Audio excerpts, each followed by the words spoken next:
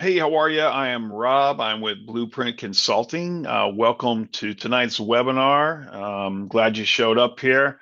Tonight, we're going to be talking a little bit about wholesaling, but in particular, building your buyer end list. And I know some of you are going buyer's list again, but listen, a buyer's list is so important, and hopefully, you're going to pick up some initial gold nuggets, if you will, that you haven't ever thought of before, right? But first, I'm going to just briefly tell you about me, and then we'll dive into it. Okay. So again, I'm Rob, the consultant of Blueprint Consulting. I've been in real estate over 28 years. I've done it all. I've done wholesaling. Um, I've obviously owned houses. I've fixed and flips, short-term, long-term rentals. I even did my own little development of five houses, single-family homes. Flipped land. That's another thing. I've done condo conversions. I've been involved in single-family, multifamily, commercial. Not only in the acquisition and the real estate side of it, as far as that goes, but also the financing side. Have equal amount of experience in real estate finance, and finance is really important when it comes to real estate. I'm not going to get off on a tangent on that. And again, obviously, we're talking about wholesaling tonight, where financing isn't a big part of that, but giving you a little bit about my background. So, anyways, let's dive into this.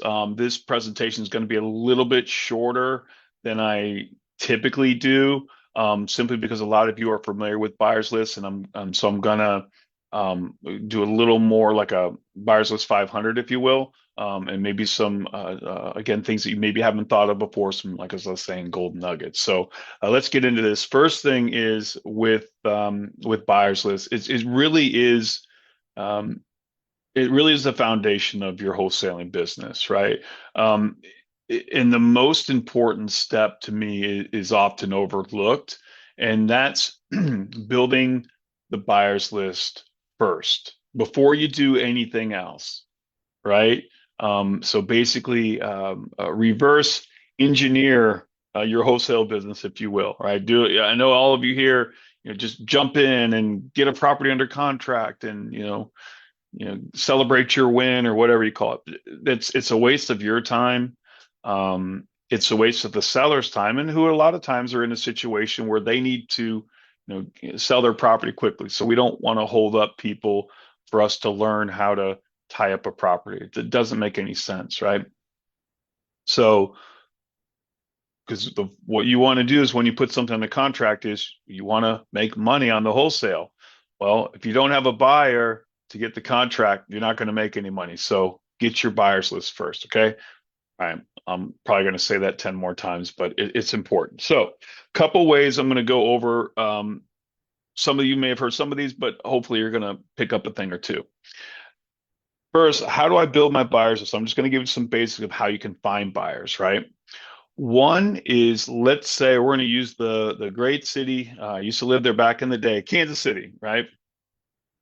Let's say you're looking for buyers and you're in the Kansas City market. Well, go to Google and type, and it's not always like the first or second. You might have to go down a few layers or a few lines, but type in "We Buy Houses, Kansas City," right?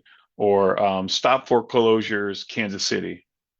Kansas City, cash price, will buy house. Just all different types of keywords like that you can do. Type in and then just look, see who's advertising them, right? Because again, if they're advertising to sell them, that means they initially bought them, right? So you can pick a lot of buyers up that way. I've done it many times. That's one thing to do. Craigslist still works. Again, I'm not going to talk about too many basic ones, but that is a basic one I know. But Craigslist, um, rehab listings, when you see people um, advertising that they're selling a property, a lot of times those are actual buyers, right? So, anyways, so again, you got to start thinking a different way, right? Um, Go to Zillow, and this is one that's known a little bit, but go to Zillow and see who is you'll notice that it's the same person that has been buying and selling a lot of different properties on there. So you go and you'll see a listing where it was looking pretty rough in those pictures, right? And then all of a sudden when it was listed a little bit after that, who knows, 3 months, maybe a month even later, all of a sudden it looks good and then it was sold. Well, you go to public records and who bought that listing, right? Who sold that listing? Well, that person is who you want to know because obviously they're buying, right? So it's all public information. You can go to the property appraiser's office, type in the address, and you got the buyer's information, right? So, and then you can skip trace all that stuff. Um, it's a great way to get buyers. And again, it costs nothing. All right. You can use CRMs. Now there is a feed. Now there's PropStream. I've been using PropStream for years. Um, I believe they had, yeah, they still do. I checked it a couple weeks ago. They have a 30-day trial period. Again, it's PropStream, what is it? PROPSTEAM. Anyways, go there. It's a 30-day trial period. It's great. And it's synced into MLS too. It's why I choose that CRM versus the other real estate CRMs out there. And you'll hear people all the time, all day long say, MLS, there's no good deals on MLS. If you're not sure, if you don't know about MLS, the multiple listing system, service system, whatever, it's what realtors use, right? They list their properties on there. So but the old adage, garbage in, garbage out. So if you get a realtor who, one, sometimes they just don't know what they're doing. They don't know how to comp a property, and so it's just below market value. Or sometimes, look, there just happens to be good deals that realtors get a hold of. It happens a lot. I bought several listings off of MLS, so that's why I like PropStream because I can put in my filters and get a daily report, and it shows me exactly what's going on there. But anyways, with PropStream, there's a lot of tools though where you can see of people who are buying in certain areas, who are selling in certain areas. You can get their information, their address. Again, it's a great tool for finding buyers, right? And for really for any part of real estate when it comes to any sort of transactions. But anyways, there's REI works and different types out there. But again, I'm PropStream. I'm a PropStream guy, so that's the main one I talk about. Another thing is Facebook groups. You can join Facebook groups. There's, again, no fee out there. You'll notice that there is on Facebook groups, you'll know like a good place to find buyers is a lot of new, I've found that people who are making money for the first time, like in this business, they kind of start to brag about it a little bit, right? Because they're excited, and I get it, and there's nothing wrong with that. But I've noticed on these Facebook groups, they give you enough information where you can actually figure out what area they're talking about, and you can start just going to that area and finding out who's actually doing business. That's one of the things I teach my students when it comes to wholesaling is where to find a hot spot, right? And one of the places is by going to Facebook, and people are just telling you point blank where they are. So I don't know why they do that, but anyways, it's the same thing for finding buyers. Bandit signs. Look, it's an old school trick, but it still works. If you don't know what a bandit sign is that little white sign that you just hand write on there with a black marker. you know, 3-2 house must go $30,000, whatever, right? And it's right on the corner there at the stop sign, stoplight, whatever. Typically that is a wholesaler looking for buyers, right? So do the same thing, right? It works. Those signs work. You got to network in this business, right? You have to network. And that goes for not just wholesaling, that goes for every type of real estate, whatever you're doing in real estate. It really is important to have yourself a good network of people that you know in this business, because sometimes you may find something that they're into that you're just, that's not my thing. But I remember, Joe Schmo from whatever meeting, he was into that. So you call them here you go. There's some reciprocity there. So then maybe he thinks of you next time he figures out what you're looking for, right? So that's a good way. And then just you're going to meet a lot of buyers that way too, right? A lot of buyers just by shaking hands and meeting people. It's and again, costs you nothing. So that's the great thing about wholesaling is it's one of the few businesses I know that you can start with virtually nothing out of your pocket and can make thousands of dollars, like literally right away. So, anyways, I'm not going to get off on a rabbit a hole there, but I talked about Facebook groups. Bigger Pockets, that's another group. It's called Bigger Pockets. It's real estate. It's a lot of some of it's higher end, but a lot of people who are new into the business. So so that would be another one that I would definitely check out. Some of the older school ways of doing things that still work is like you go get the code violations, ask for code enforcement for lists, right? And then you'll get those addresses, and then you'll end up. And again, that works great for listings too, as far as finding those properties to tie up when you get there. But you can also learn a lot from those lists and see who bought the properties off of that list. Again, great buyers. Same thing with like water shut off lists, utility shutoffs, that sort of thing, probate, inherited, things like that. Again, things that you would normally do when you're looking for a house to put under contract, the same thing goes. Because again, we want to find the people who are buying those, right? To put together our buyers list. Um, Another thing that you'll want to do is figure out what your market is for buyers too, right? Maybe there's a certain area that you're looking for, right? So because you gotta put together a plan. And in general real estate, they call it farming.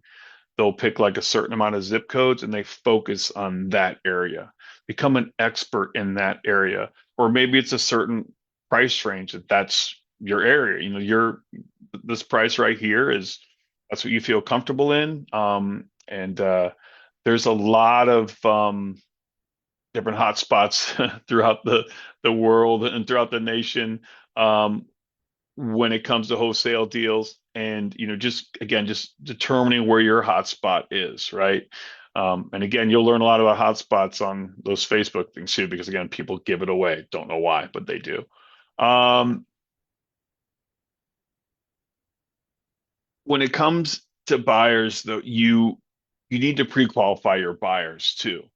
This is something that's missed a lot. Like, so you don't want to tie up a property and then end up calling a buyer, but and you keep calling, but they can't do anything. So you just wasted your time with that buyer. So, or you're bringing them properties that they have no interest in. So when you meet a potential buyer, you then have to pre-qualify that buyer, right? There's a number of questions that you need to ask them. I have a little Excel form, if you will, with several questions, and it's nice because you can keep the buyers organized. It tells you exactly what questions to ask them, how to pre-qualify them. That way, when you get a property. Let's say you have a list of, and again, I wouldn't start doing wholesale until I have about seven, at least seven buyers, right? I like to have 10, but 7 to 10 is fine. And you know that when you do find a property, when it comes to that, you know exactly who you're going to call already because you've made sure that the people can actually buy.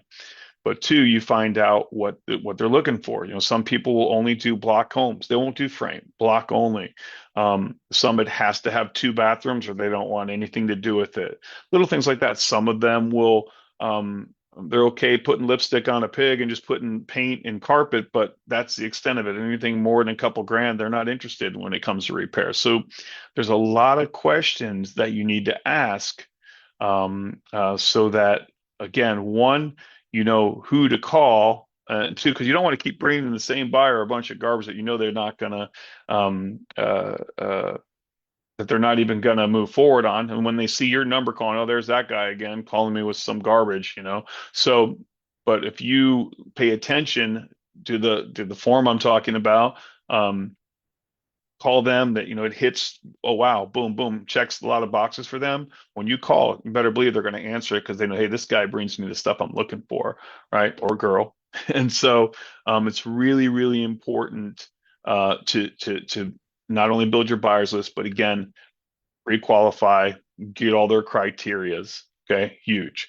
Um, there's so many more things to know about buyers list, but I did want to just bring those few ideas up tonight.